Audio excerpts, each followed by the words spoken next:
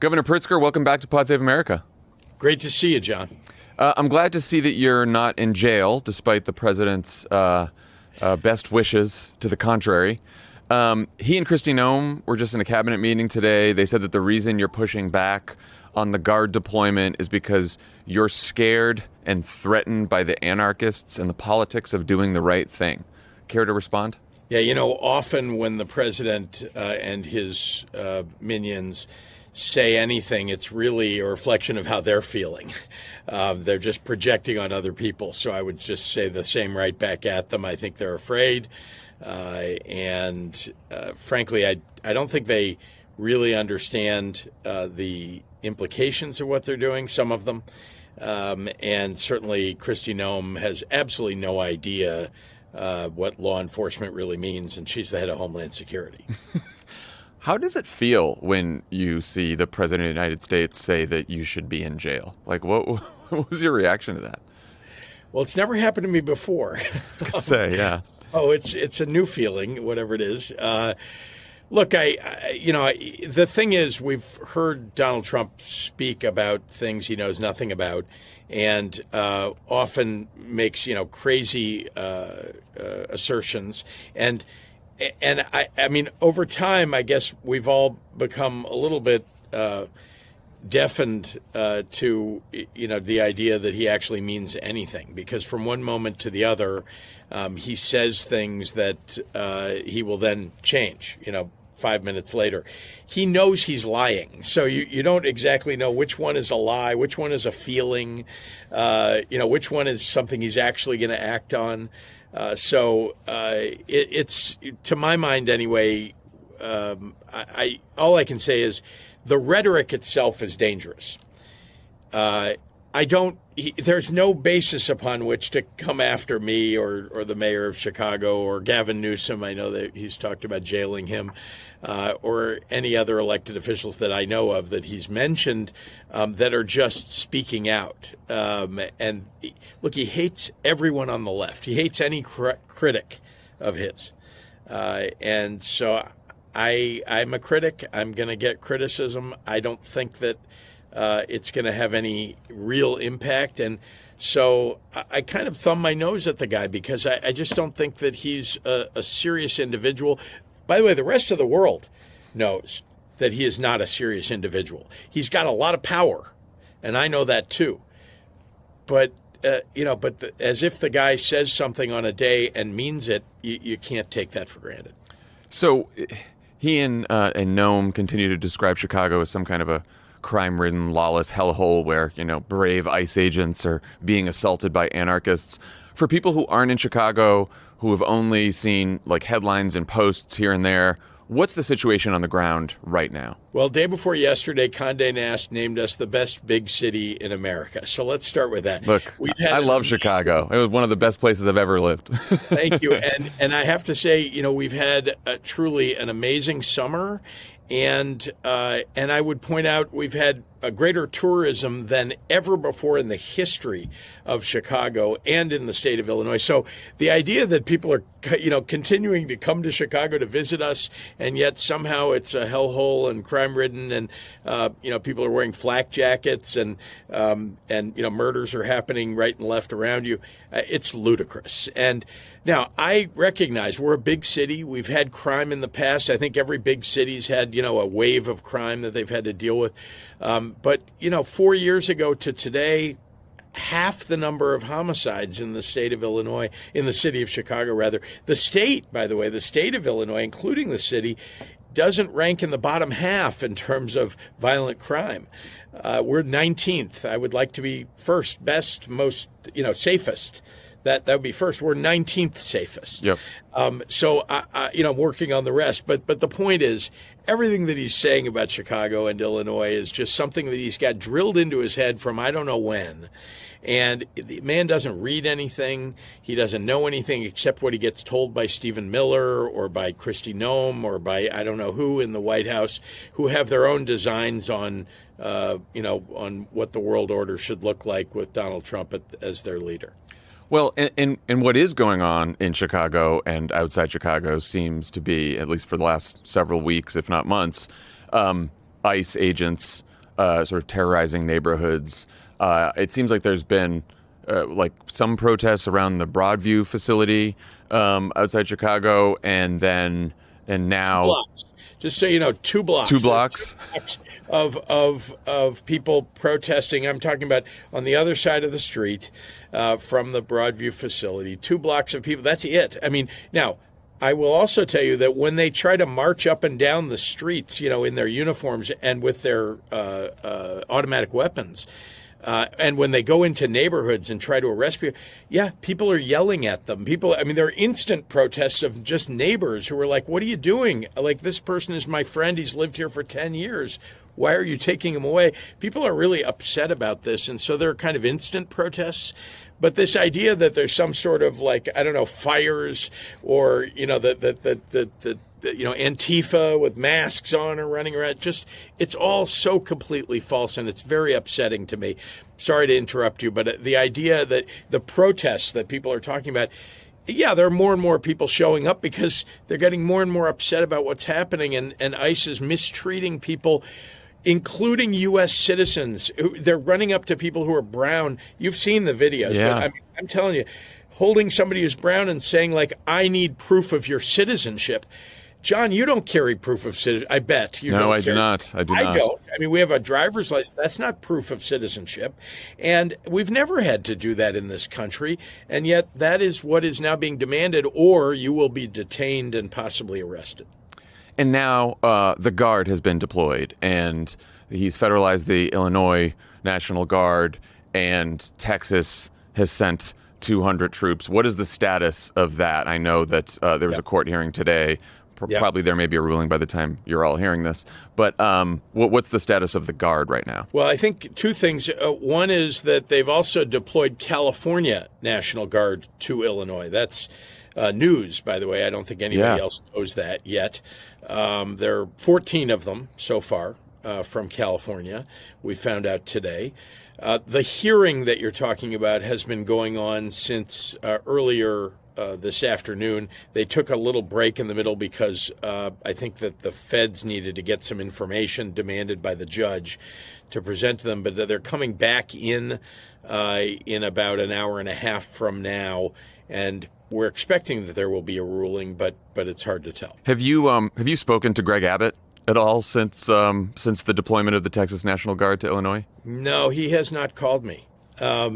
And Greg Abbott, I want to remind you, is the same Greg Abbott who signed a letter last year to President Biden saying, do not federalize our National Guard for the purposes of using them with Space Force, that you should have very limited authority to call our National Guard, the Texas National Guard, into service for the federal government's purposes.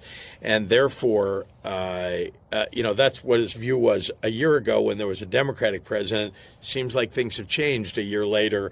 All of a sudden, he thinks it's just fine to federalize his National Guard, to send them to another state, or to have the government, the federal government, and the president do whatever they want with them. You said earlier this week that this is all a pretext for Trump to invoke the Insurrection Act, which, I think he probably has fewer limits legally on that if he invokes the Insurrection Act than even the deployment of the Guard.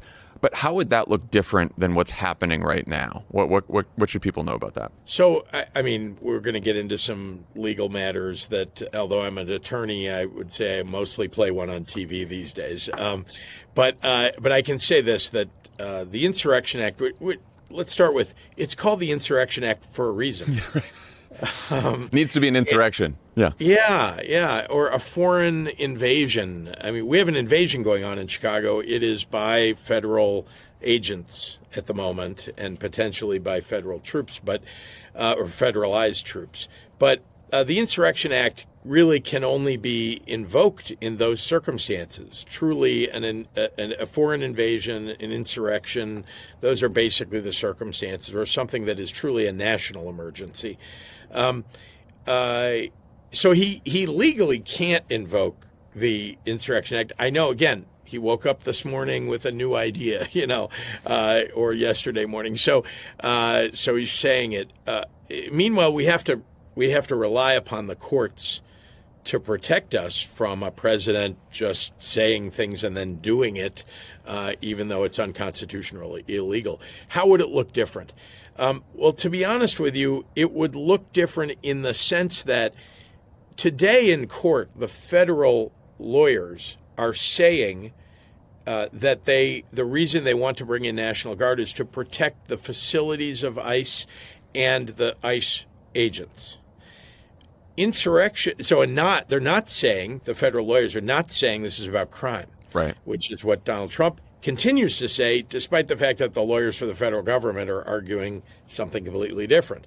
So why are they sending troops in? Donald Trump is telling them to, and they're coming up with any argument that will work. The Insurrection Act, the difference between the current situation and Insurrection Act invocation is that the Insurrection Act would essentially allow those troops to repel the foreign invasion or to put down the insurrection. And that could be done in a lot of different ways, including something that would look like crime fighting or something that would look like martial law.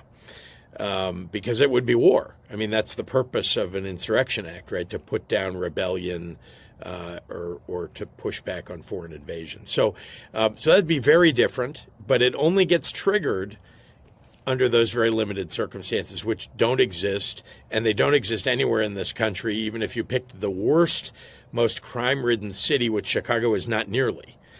Even if you pick that city, that would not trigger, my understanding as an attorney and as someone who's talked to a lot of attorneys recently about this, would not trigger the Insurrection Act. So you guys have taken legal action on the Guard deployments. What other options are you considering to help protect the people of Illinois from ICE terrorizing the neighborhoods, from everything else that Donald Trump is trying to do to Illinois and Chicago specifically? Like, I'm sure you get up every day and your highest priority is to protect people in your state. And this is obviously a pretty extreme situation that it seems like Donald Trump wants to escalate even further. So do you have other options or other tools that you can consider? Look, there are limits on the power of states to overcome what the federal government is attempting to do. So I believe me, starting on November the 8th, we began looking at all of the things that we thought Donald Trump was capable of doing and trying to think through how we could respond, what all of the available responses are. And still, there are things we didn't imagine, that are happening. And so we have to think it through constantly. And thank God we've got a great attorney general. I've got a great general counsel in my office and terrific outside counsels that help us as well, not to mention our teams. And they're basically a bunch of things that we've been doing. And I've sometimes talked about, Trump-proofing our state. So we've passed laws that have done things to protect people in our neighborhoods. Again, not knowing exactly what was going to happen, ice on the ground for persistent, months. But here are some things that we're doing and will continue to do. And then, of course, there are things we can contemplate. One is we funded something that's, I guess we're all calling rapid reaction, which is local nonprofit organizations that when ICE comes into a neighborhood, they are texted or called by people in the neighborhood. Everybody knows how to get a hold of them in the neighborhoods where we think they're most targeted, and those folks come in from wherever they are nearby. It's they know who's nearby and they come as fast as they can. And the idea is not to interfere with ICE because you're not allowed. It's not legal to stand in the way of a law enforcement officer of federal government or state. But rather to make sure that people in the neighborhood generally are warned what's going on, and also to help out people who are being ill affected. There's a family, I'll just take an example, a family where maybe there's a mixed status family where one person is undocumented and another person is perhaps partially documented, and another person yet still is a U.S. citizen. And ICE will come in, detain them all because they all look alike and nobody has proof on them of their status. And then, after perhaps an hour, they will have detained them in a car or perhaps remove them to another place. And then they'll let the U.S. citizen go, what have you. But the Rapid Reaction Force is there to assist. What about the children that are there? What about the grandma who's not being arrested, but she's now left by herself? And the neighborhood is traumatized. One other thing, remember that we've got, real trauma going on where you've got children at elementary schools nearby they don't know. We all talk about whether a parent can, walk their child to school because they might get stopped by ICE. And that's one problem. Another is the children at the school are traumatized by the idea, even now, that they don't know if they go home, if anybody's going to be home when they get there. And so this is the world, this is the country, the city that we're living in, the country that we're living in where that can happen. So we're Rapid Reaction Forces there to assist people in the neighborhoods. We've got Illinois State Police that are working with local law enforcement in Broadview. That's a separate suburb. It's not Chicago. And it's a very small police department there. We're working with them, and we've brought in the Cook County Sheriff's Office to protect the protesters who, as you've seen in some of the videos, they're getting pelted with, gas pellets, with rubber bullets, even when they're not doing anything wrong. I think everybody now has seen the pastor just standing there praying with his arms wide open and getting pelted. So we're doing things to protect people on the ground as best we can. We've advised ICE that they're doing it wrong, and and explaining that they should be coordinating and talking to us about where they're going, what they're doing, not because we're going to assist them or anything like that, but rather because we want to make sure that there isn't any misunderstanding or isn't any protest that gets out of hand in any particular location. That's what we would like, but they have done no communication with us. Wow. Okay, so you asked me, what are we doing? So the rest of it is people knowing their rights. They're not allowed to break down your door if they do not have a judicial warrant. And they almost never have a judicial warrant. Now, the building, the South Shore building Right. that you're probably well aware of that was, essentially taken over like a war zone, and under the guise that it was some headquarters of Tren de Aragua. What happened there, they gave us no notice. They gave nobody in the building notice. Okay, they have to go get somebody. They had, as I understand it, they had judicial warrant on perhaps a few, 2, 3 Tren de Aragua members. Instead of going after them, and we all understand police, if you can isolate the apartment or area of a building, they're going to go there and they're going to isolate it and make sure that people are safe who they're not looking at. Instead, they literally went into this building like they were in a Fallujah, and rappelling off of Black Hawk helicopters, they ransacked the entire place. Doors are broken, windows are broken. They kept people, innocent U.S. citizens and people who are documented, they kept them detained for hours, some of them zip-tied, while they went and got the few people that they were going after. And look, I want them to get the bad guys. Please understand. I just like I want our police and the FBI and DEA, I want them to go after gang members, whether they're Tren de Aragua or anything else. But for God's sakes, the innocent people whose lives have been upended, the trauma that the children have gone through, that shouldn't be allowed in this country. And whether they are given immunity by the President of the United States, they are going to be held accountable when there is a change in administration. They are. When there is a Democrat in office, or when the Congress takes over, the Democratic Congress takes over and actually does something, they're going to hold hearings. People are going to be held accountable, and they could be held accountable legally. And it might take a few years, which is not at all satisfying to any of us. But the people who are doing this on the ground need to know that they may feel safe now because the president and Kristi Noem and Tom Homan say it's okay. But trust me, a few years from now, this is going to hurt. I mean, you mentioned Congress. So Democrats in Congress have made the government shutdown about health care. They won't vote to fund the government unless Trump and Republicans agree to reverse health care cuts that will lead to huge premium spikes for millions, as well as people losing their health care. I think this is a worthy fight, both on the substance. I think it's going to help people if they win, and I think it's good politically. I also think that they should be saying they won't fund the government unless Trump and Republicans agree to some basic restrictions on ICE. And, a federal judge in Illinois, just before we started talking, just imposed temporary restrictions that, prevent ICE from using force or arresting journalists or nonviolent protesters, or unless there's probable cause they've committed a crime. They also prevent ICE from using riot control weapons and throwing people to the ground unless there's an imminent risk of public safety. Do you think the Democrats in Congress should be demanding reforms like these around ICE? We could name a few more as a condition for funding the government.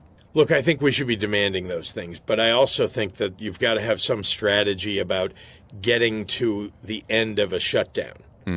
And so getting real results so that you can get to the end of a shutdown. And I believe strongly that what you just described is something that I've talked about with some senators and congressmen before the shutdown took place. What should the strategy be? What should you be going after? I think we should be fighting for, as you just said, like both sides of that, right? Healthcare and, I guess I'll just proudly say, democracy. Yeah. But I do think that it's very difficult to get actual guarantees from a federal administration, especially one that's being given carte blanche by the Supreme Court, and as if they have ultimate executive power with very few limitations. It's hard to get any agreement from them that will hold. Yeah. But what you can do is get a piece of legislation that says, we're going to give people or preserve people's health care and make sure that they're not dying because they don't have health care coverage or that their premiums will be doubled. So I think there's a limit to what you can demand, because otherwise, why not just put everything on the table and say we're not opening up the government until we get all of these things. So I think, again, I am not suggesting that we shouldn't be very, very vocal and fight very hard to make sure that we're limiting what ICE and CBP are doing. But I think there's just a limit to what can be done by Congress right now. And this is actually, because you raise it, I'll just tell you, it's why I think that governors are so important in this moment. And I know that sounds self-serving, but I just am saying that governors, whether it's Gavin Newsom or Maura Healey or Michelle Lujan Grisham, we don't talk about all those folks all the time, but governors have the ability to get things done, and we have. I mean, Tim Walz, I was just in Minnesota with him. Boy, look at the things he's gotten done, and even with a divided, 50-50 legislature. Yeah. But in Washington, I mean, it's so little gets done that's positive for the American people, and I think that it's a little bit like we need to look back to the states. We banned, prior authorizations for mental health, for example. We've expanded healthcare in a massive way since I've been governor. We raised the minimum wage, $15 here now from $8.25 when I took office. Just all of those things are things we got done at the state level that really do help people, while the federal government is kind of like either hurting or just sitting silent and neutral and getting nothing done. It's a sad state of affairs in the country, and I do think the 2026 elections are going to be vital for determining which direction we're really going to go. For sure. And you've warned a few times now that Trump might use the military in connection with the 2026 elections. What specifically are you worried about, and what do you think can be done about it? Well, I think we're seeing something very unusual, and I guess I'm going to piece a few things together for you just to make the point. So we're seeing the agents themselves dressed as soldiers marching in a major city, in several major cities, causing mayhem and hoping to bring in more soldiers, right? These folks, nobody knows the difference between somebody wearing camouflage and holding an automatic weapon who happens to be an ICE agent and someone who's doing this, wearing the same thing, who's a soldier. So the normalization of that is what I think their aim is. And, they keep expanding more cities, right? It's easier to do it in a red state, even in a blue city, but a red state, than it is in a blue state. But that's, so you're seeing them do it in blue states and red states. Now, that's one thing that's happening, normalization and militarization of cities.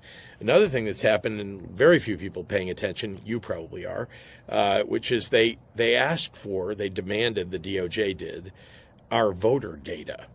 Not just ours in Illinois, every state's voter data. Why? They won't tell us why.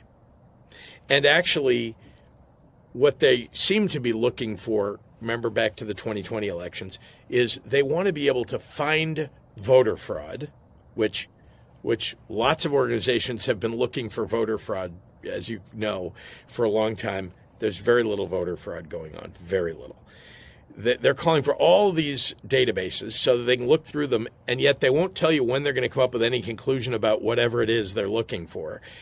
Next year, when we have a November election, I think you're going to see two things that occur. One, you won't have had any results from this mass collection of data, of voter data. And then the second is you're going to have soldiers or people dressed as soldiers at polling places saying, we're protecting your voting rights. This is about voter integrity.